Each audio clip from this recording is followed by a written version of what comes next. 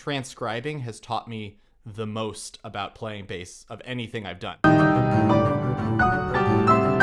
That's like my first goal, is to look at what the material was that was actually there for what it was intended for, and then see as best as I can keep the gesture, the groove, the colors, starting from there. What's going on? It's Jason Heath and Jacob Warren, the wonderful bassist and composer and arranger and winner of the 2023 International Society of Bassists Solo Competition, has put together this wonderful arrangement of the Debussy Cello Sonata. This is the centerpiece of his recital for the competition, which he won at ISB, and he has made this available in our sheet music store. There's a link to that in the description below, and let's dig into this piece with Jacob, learn the backstory, and listen to some excerpts. So why this piece? It's a lovely piece. Of course, Debussy, what a fantastic composer. Who wouldn't want to play this piece? But why this piece, and why has it been overlooked in the double bass repertoire? Yeah, so I think one thing that's really interesting about this piece for me is that it's been with me for a long time. Like, I actually started working on the transcription when I was a sophomore in undergrad, which is,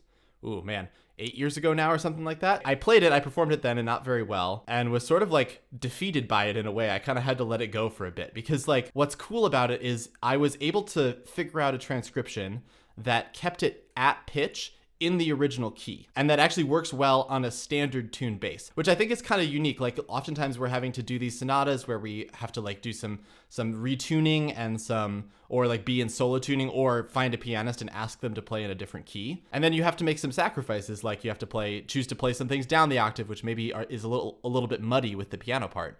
But this piece is weird. You can play it at pitch. It's not easy, but you can do it at pitch in standard tuning, with a pianist playing exactly how they would play with a cellist. And I think that's kind of great for programming in a lot of ways, that it's able to be done. Like, if you want to do a recital in standard tuning, it's a great piece to have. And also, like you noted, it's hard, it's entertaining, but it is only 12 minutes, depending on how fast you take things, right? And this actually really came into play. It was part of the reason why I came back to it when I did, because I was preparing for the ISB solo competition, and this time around, they added a complete works rule.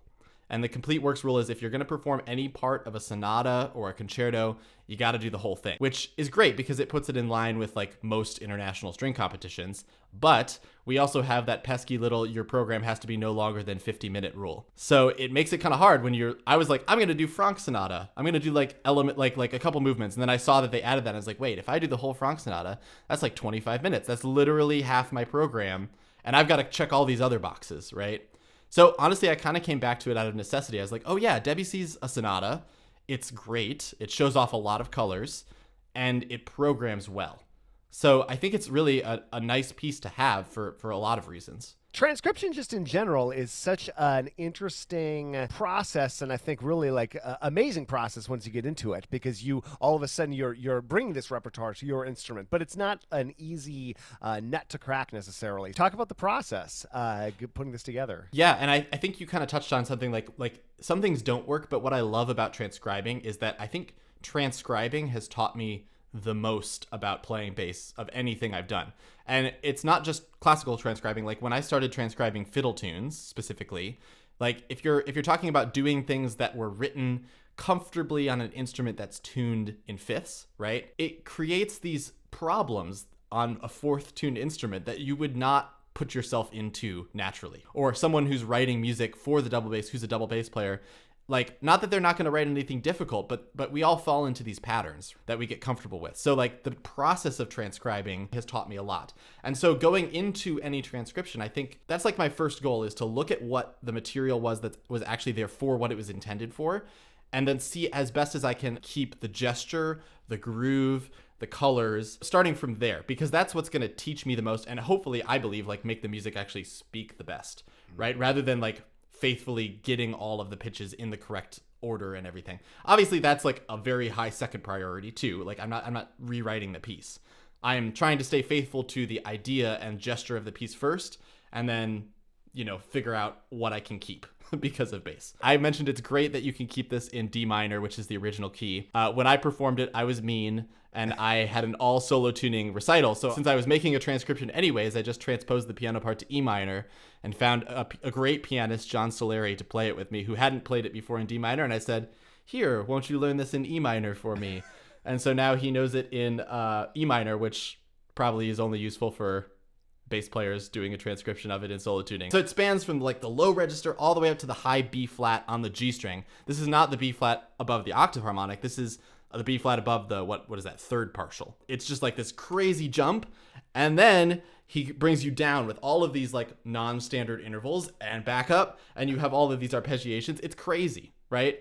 And doing this on a competition, this was the first piece I did on the competition, and walking into a room cold doing that start was the scariest thing I think I've had to do. Because it's just like, I don't know how it's going to go.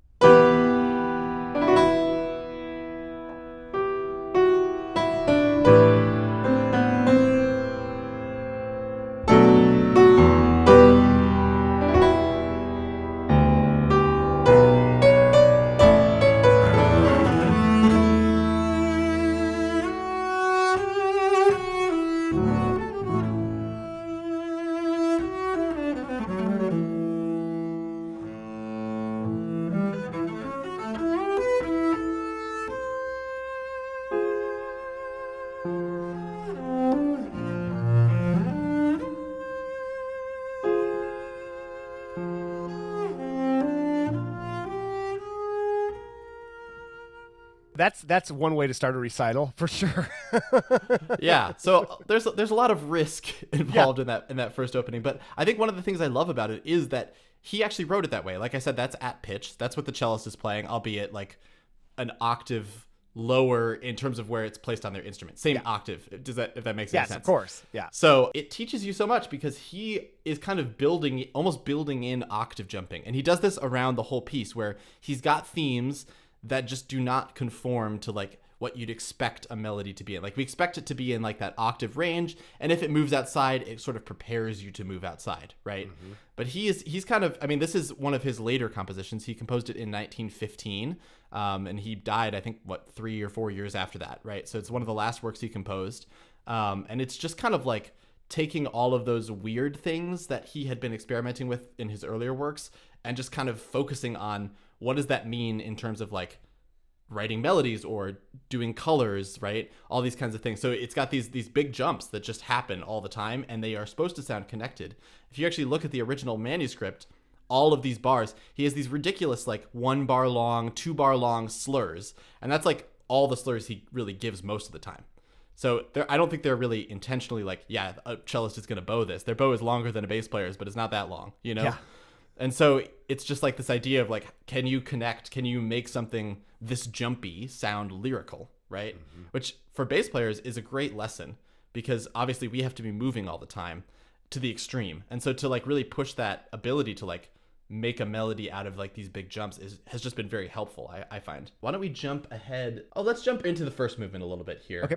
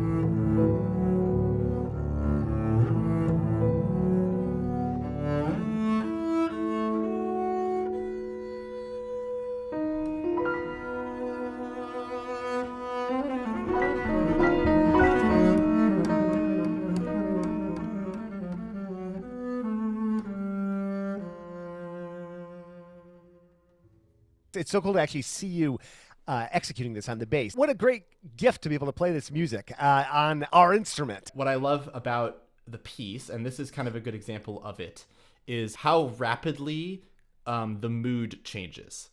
And I think this is to me, like, a lot of people associate Debussy's music with like French Impressionism. Yeah. And like there are a lot of those French ideals. I think to me, this is the first time I've played a Debussy piece that feels like it's really solidly all the way in the Impressionist, which is funny because I know he actually described this piece as a piece in classical form in the best sense of the word. This piece very much is like these moods and ideas that kind of shift. And I think what's really nice about playing it on the bass is that it's such a timbrally based piece that I feel like because I have to cover and am able to cover all of this register, right? I have a lot of tone options that are unique to the bass for this piece that you wouldn't be able to hear a cellist do. So for example, like obviously on cello, that part we started with the really high kind of like lyrical melody in the cello part there. That's going to sound one way, and I'm voicing it way high up on the instrument to pull that off. But when we get to that moment of calm where I start doing the triplets against what the pianist has, these eighth notes, I'm able to do harmonics.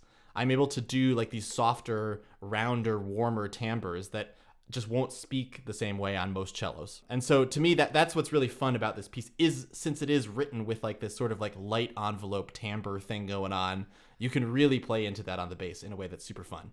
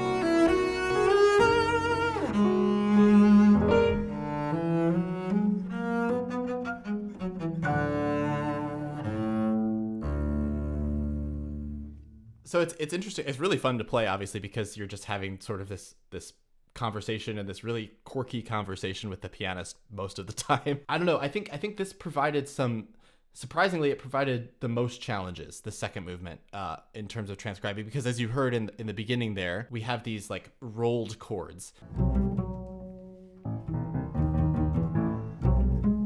which is one thing that I never was wholly satisfied with, because on the cello they have this sort of like spring and the sort of like smaller size of the cello strings. It just gives it this guitar sound, which I imagine is what he was thinking, something to that effect. So getting those to speak well was one of the few places that I felt like I had to either omit notes or octave jump notes so that I could use open strings like the cellist would be using just to get that sound.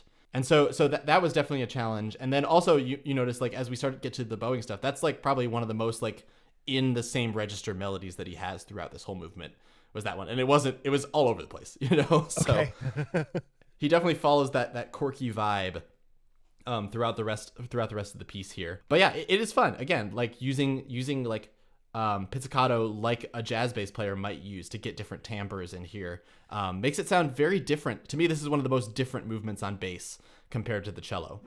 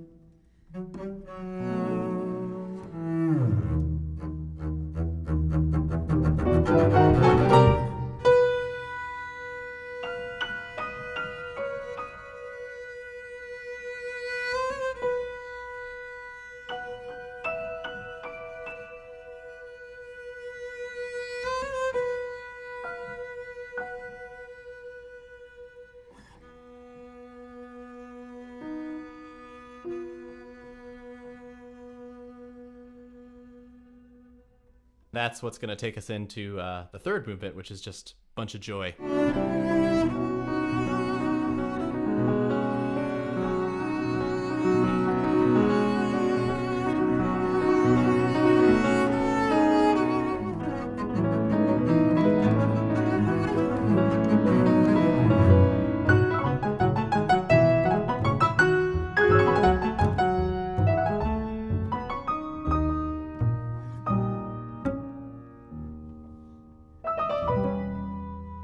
Yeah, super fun to play, and more of those pizzicato voicings that I'm sure had to be finessed to make them work on bass. Yeah, so there are some elements here. I mean, that opening thing, it actually isn't the worst thing on bass. Having those like long notes that you get to shape over this piano line is kind of a joy, just to be able to sit on a pitch, and the pianist is doing these really cool harmonies that are just kind of bubbling underneath. Is really fun. But yeah, as you noted, it gets a little bit more challenging when we start to pick up pace. There's that sort of pentatonic line, which obviously is very Debussy sounding. The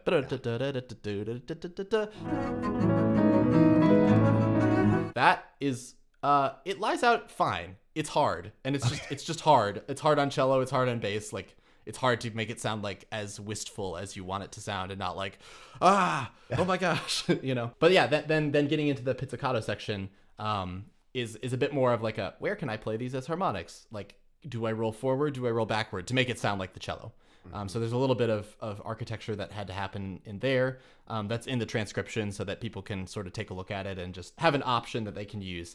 I feel like with the transcription, because I put so much time into thinking about like changing things, that I want to say like the transcription is meant for people to like have a starting point that hopefully feels more solid than where I started. And then if they decide that, you know, something feels better to them, or they want to get that note that I omitted, and there's a way that they can figure it out, great, you know. But at least then the people who like have the transcription can like have a place to start.